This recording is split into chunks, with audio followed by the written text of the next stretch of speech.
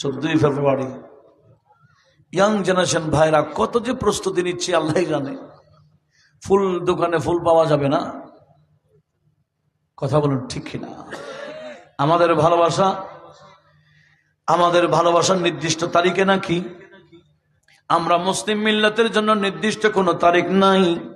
আমাদের ভালোবাসা প্রতিটা মুহূর্তে মুহূর্তে। ইহুদি নাসারার জন্য নির্দিষ্ট একটা তারিখ হইতে পারে, কারণ তারা তো মা বাবাকে ঘর থেকে বের করে বৃদ্ধাশ্রমে ঢুকাই দেয়। বছরে একদিন দেখতে চাই, ভালোবাসা প্রকাশ করে। আমরা কি আমাদের মা বাবাকে ঘর থেকে বের করে দিই না, সাথেই রাখি? সবসময় ইনাদের প্রতি ভালোবাসা থাকে। সেজন্য আমাদের ভালোবাসা বছরে একদিনের জন্য নয়, 14 তারিখের ভালোবাসা এটা আমরা যারা মুসলিম, আমাদের মুসলিমের জন্য নয়। কিন্তু মুসলিম যে কত অধপতনে চলে গেছে, এই 14 তারিখের ভালোবাসাকে গুরুত্ব কারা কারা দিচ্ছে, এলাকার মধ্যে একটু সজাগ হওয়ার দরকার আছে কিনা? রেডি হচ্ছি কালকের জন্য। কাল কয় তারিখ? 14ই ফেব্রুয়ারি। ইয়াং জেনারেশন ভাইরা কত যে প্রস্তুতি নিচ্ছে আল্লাহ জানে। ফুল দোকানে ফুল পাওয়া যাবে না, কথা বলুন ঠিক কিনা? আমাদের ভালোবাসার নির্দিষ্ট তারিখে নাকি? আমরা মুসলিম মিল্লাতের জন্য নির্দিষ্ট কোনো তারিখ নাই।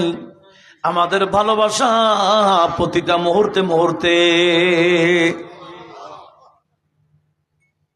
ইহুদি নাসারার জন্য নির্দিষ্ট একটা তারিখ হইতে পারে, কারণ তারা তো মা বাবাকে ঘর থেকে বের করে বৃদ্ধাশ্রমে ঢুকাই দেয়। বছরে একদিন দেখতে চাই, ভালোবাসা প্রকাশ করে। আমরা কি আমাদের মা বাবাকে ঘর থেকে বের করে দিই না, সাথেই রাখি? সবসময় ইনাদের প্রতি ভালোবাসা থাকে। সেজন্য আমাদের ভালোবাসা বছরে একদিনের জন্য নয়, 14 তারিখের ভালোবাসা এটা আমরা যারা মুসলিম, আমাদের মুসলিমের জন্য নয়।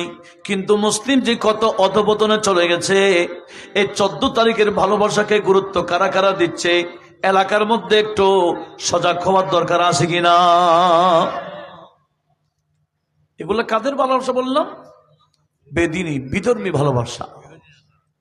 আর নবীজিকে ভালোবাসলে, নবীজির পিছনে থাকলে, আমার নবীজির ভালোবাসা, আল্লাহর ভালোবাসা, মা বাবার প্রতি ভালোবাসা, আত্মীয় স্বজনের প্রতি ভালোবাসা, পাড়া প্রতিবেশীর প্রতি ভালোবাসা, নিকটতম আত্মীয়র প্রতি ভালোবাসা, এটা কোনো নির্দিষ্ট তারিখের জন্য নয়। এটা প্রতিটা মুহূর্তে মুহূর্তে আমাদের এই ভালোবাসা চালু আছে, কথা বলুন ঠিক কিনা? যারা আশিকে রাসূল হবে, এরা কখনো 14 তারিখের দিনে ভালোবাসা দিবস বলে মেনে নিতে পারে না। আমাদের কোন নির্দিষ্ট দিবস হতে চাইলে তাহলে মুহররমের 10 তারিখ মানাইতে হবে। আমাদের ভালোবাসার দিবস থাকলে রবিউল আউয়ালের 12 তারিখ হবে। আমাদের ভালোবাসা দিবস হলে রবিউল সানি শরীফের 11 তারিখ হবে। আমাদের ভালোবাসা হলে জামাদিল উখরার 22 তারিখ সিদ্দিক আকবরের ওয়াফাতের দিন হবে। আমাদের ভালোবাসা দিবস হলে মাহে রজবুল মুরাজ্জবের 6 তারিখ, যার অবদানে এই মহাভারতে আমরা ইসলাম পেয়েছি, খাজা গরিবে নওয়াজের সে ওয়াফাতের দিবস হবে, কথা বলুন ঠিক কিনা? সুন্নি জনতার ভালোবাসা দিবস হলে মাহে রজবুল মুরাজ্জবের 12 তারিখ হবে। সেটা কি বলেন না? আল্লামা গাজী শেরে বাংলার প্রতি, কথা বলুন ঠিক কিনা? কিন্তু আমরা ওই আগামীকালের এই ভালোবাসার দিবসের দিকে যারাই যাবে,